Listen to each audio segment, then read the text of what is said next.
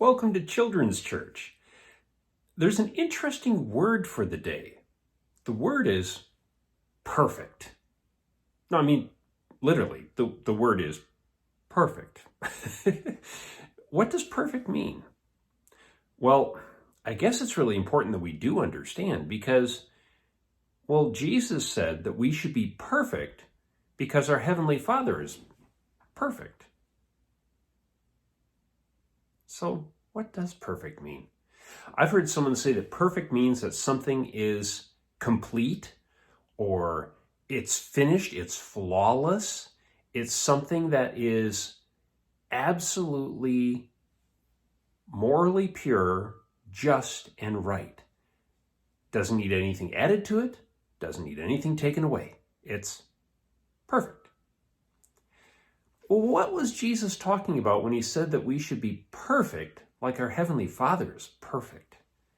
Interestingly enough, that came from the Sermon on the Mount. And Jesus was talking to these people who thought they were so righteous that certainly God would accept them based completely on their good behavior. And so Jesus wanted to show them just one small bit about what God was really like, to show them that they were kind of a little bit off the mark yet. So Jesus said, you know how your teachers tell you to love your neighbor and hate your enemy? Well, that's sort of from the book of Leviticus, where it says, love your neighbor as yourself, but it doesn't say hate your enemy. So Jesus was quoting their mixed up version of the scriptures, and he said, but I tell you, you should love your enemies. And everyone went, what?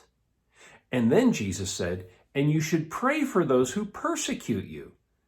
That way you'll be children of your Father in heaven. He kept going and he said, I want you to think about this. Your Heavenly Father causes the sun to rise and shine on the evil as well as on the good. He causes his rain to come down, and it rains on the unrighteous as well as on the righteous. Jesus said, if you only love the people who love you, well, what good is that? Even the tax collectors do that. No, tax collectors were considered the worst of the sinners. And Jesus said, if you're in the marketplace and you only greet people from your group, well, what good is that? Even the pagans do that. He said, you need to be perfect like your Heavenly Father is perfect. Wow. That's not easy to do, is it? I wonder if Jesus modeled that life for us, though. What do you think? I could think of a couple of stories. He talked about the tax collectors in this story. And in Luke chapter 19, we hear a story about a tax collector. Oh, he was a scoundrel. He really was a scoundrel. This guy he was a little short guy. And you could tell that people must have picked on him a bit when he was younger, because being a little short guy, he found a way to get even with them all. He worked for the Romans as a tax collector. And when they came to the tax booth, he could pretty much tell them what they had to pay. And there was a Roman there with a sword to make sure they did. And anything that was beyond what Rome said they had to pay, he got to keep it. Now, this little tax collector, his name was Zacchaeus. And Zacchaeus was not very well loved by his fellow countrymen because he was working for the Romans and because he was a bit of a scoundrel. But Zacchaeus, in spite of being a wicked, evil tax collector, had something going on in his heart. It had been changing. And he had been hearing stories about this Jesus. Now, Jesus hadn't been mean to the tax collectors. He had talked about them. In his Sermon on the Mount, he talked about tax collectors loving those who love them.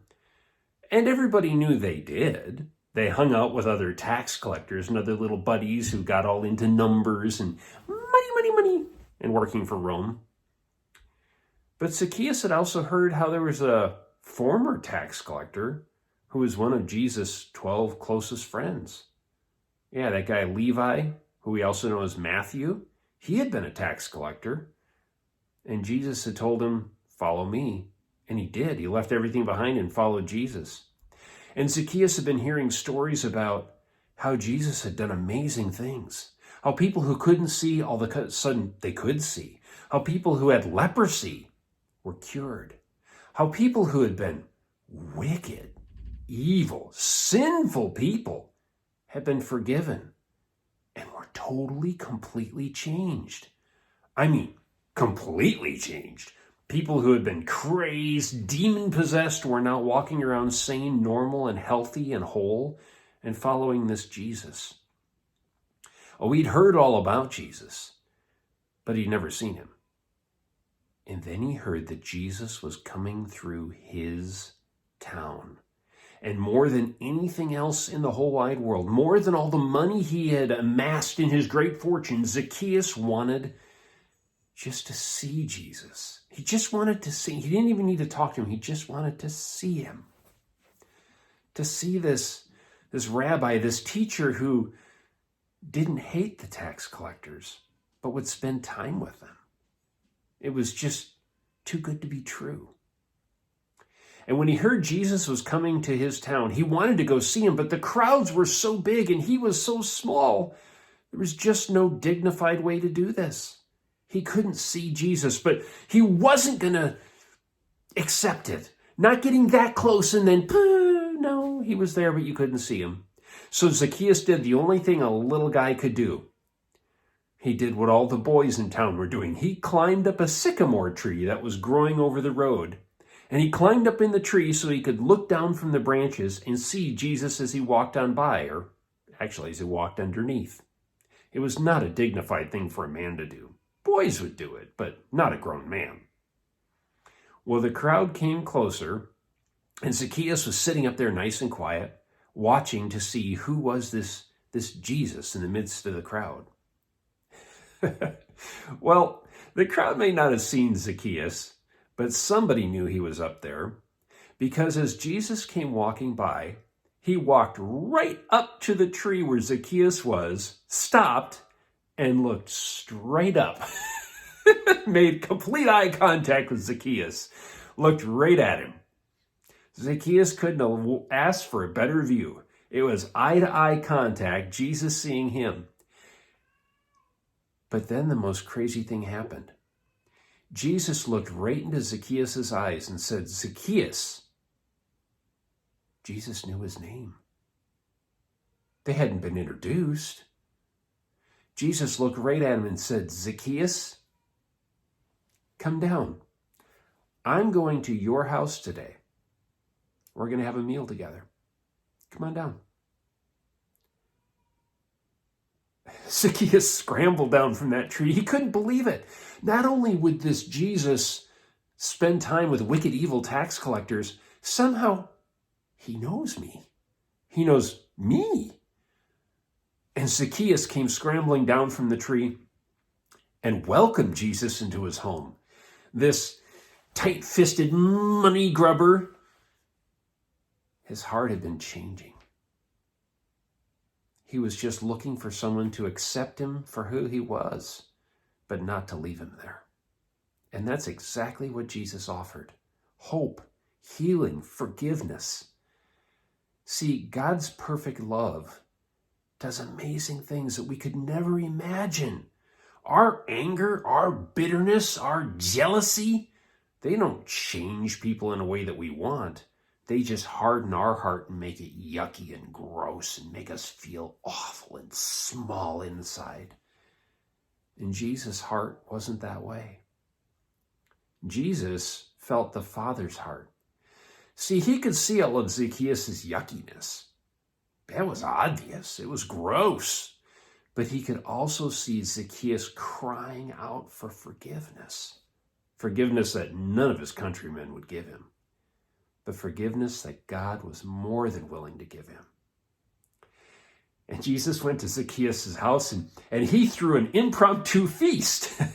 It wasn't planned, but he threw a feast together with all the good things he had. And the disciples were enjoying it because, of course, Zacchaeus had nice things. And Zacchaeus was so excited that he told Jesus, right here and right now, I change. And he said, if I have wronged any man, I will pay him back 4 times as much as I took from him. And Jesus just laughed. And he said, today, healing and forgiveness is coming into this house because truly you are a son of Abraham. Wow. Now that statement might just go right over your head, but you need to understand what Jesus just said to him. All of his neighbors said, you're an outcast. You work for the Romans. You're dead to us. You're filth. You're garbage. God would hate you. We hate you. And so they just drove him further and further away from God. And here came Jesus, showing perfection, God's perfect love, and reached right out to Zacchaeus, somebody who wasn't being nice to him, somebody who wasn't being loving to anyone, someone who didn't deserve God's love.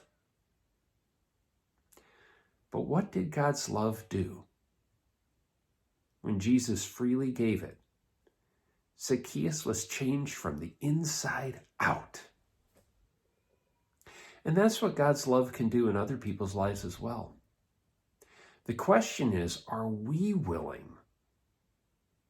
to be so open, so vulnerable, so willing to let go of our right to seek revenge? Are we willing to be perfect as our Heavenly Father is perfect? That's the end of our story. Go back and listen to it one more time. Our message about being perfect. And when you're done listening to it a second time, let's go through our questions, okay? Well, our first question we always ask is, what did you like about this story? What pleased you? And then, what did you not like about the story? What displeased you? What does this story tell us about people? What people are like? Think about the people who Jesus was first talking to, who thought they were pretty good and that God should just love them the way they were and accept them and they should be considered righteous. Think about Zacchaeus. Think about the crowd who were around him. What does this story tell us about people? What does this story tell us about God? What God is like? What should we do differently because of this story? Now remember, this one needs to be answered. I should something. And who should I tell this story to? Now remember, it's got to be a person. Who should I tell this story to? I look forward to seeing your comments down in the comments field, and I look forward to seeing you next week for another Children's Church.